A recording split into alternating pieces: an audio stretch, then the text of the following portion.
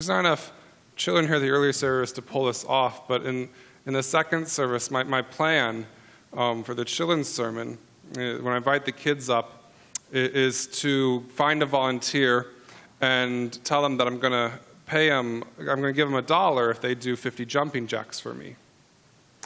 And then as they go off to do 50 jumping jacks, I'm going to find another volunteer and tell them I'll pay them $1 if they do 40 jumping jacks for me. And then when I'll come down to 10 for the last volunteer, and then when the last volunteer goes off to do their jumping jacks, I'll look at everyone else and say, now if you all get up and do one jumping jack, I'll pay you each $1. And then I'm going to have give all the ones who did one jumping jack $1. And then I'm going to have the other money in envelopes. So I'll have one that's marked for 10 jumping jacks. I'll get the person with 10 jumping jacks and just see what happens. I have no idea what's going to happen. We're going to find out. I imagine the kid who does 50 jumping jacks gets that envelope that says 50 jumping jacks on it. And they're going to be picturing in their head, having seen the kids who did one jumping jack having done one, they're going to picture in their head $50. That's what I imagine. And I imagine they're going to look inside and they're going to be upset because it doesn't seem fair.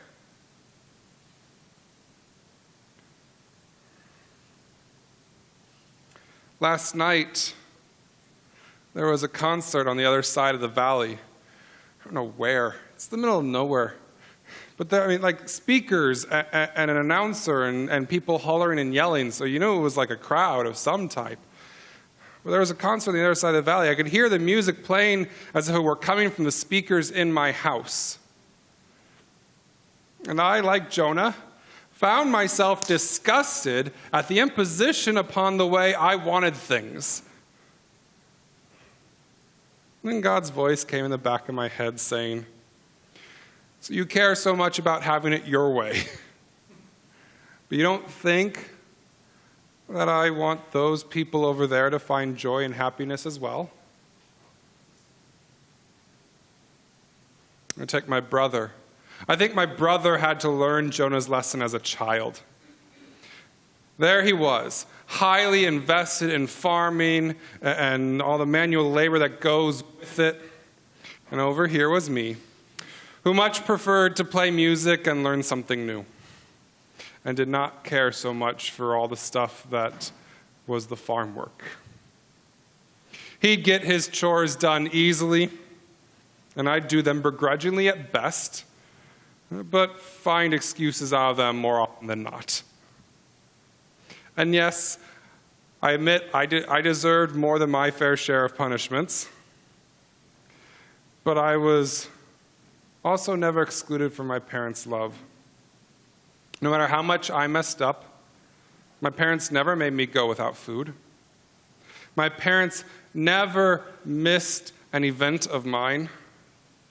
They never failed to support me in anything I did. Can you imagine how insane that drove my brother?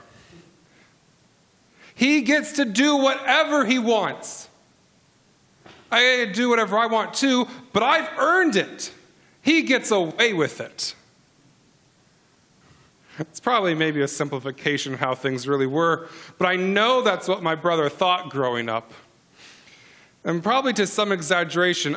In his mind, I'm sure I should have been forced to work with ball and chain to keep me in check, and with no opportunity for extracurricular activities like all the rewards he earned for being a good child. Not that he was an angel either. Now imagine God's love and how often we respond, that's not fair, to the ways God blesses people. I'm not talking about those things we perceive as blessings like exploitation, hoarding of wealth, but the infinite welcome and embrace we receive from God without fail.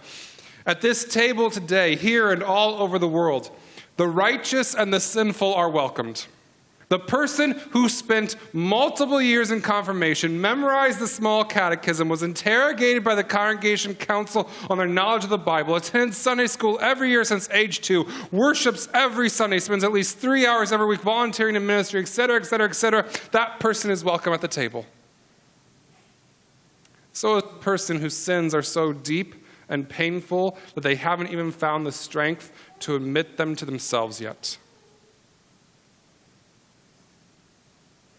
Because God will not let either of those people leave here today not knowing how much they are loved.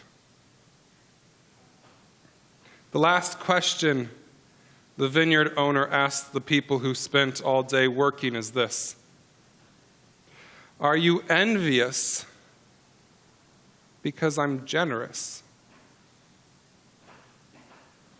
God, you bet we're envious. We wish we could allow ourselves to be so generous. One person at youth group last Sunday said, it's really easy to invite someone over to our house, to share a meal with them, to share our stuff with them while they're visiting, etc. But they couldn't imagine selling all they have and holding everything in common like the early church did in Acts. Everyone else in the room agreed. It's easy to let someone play on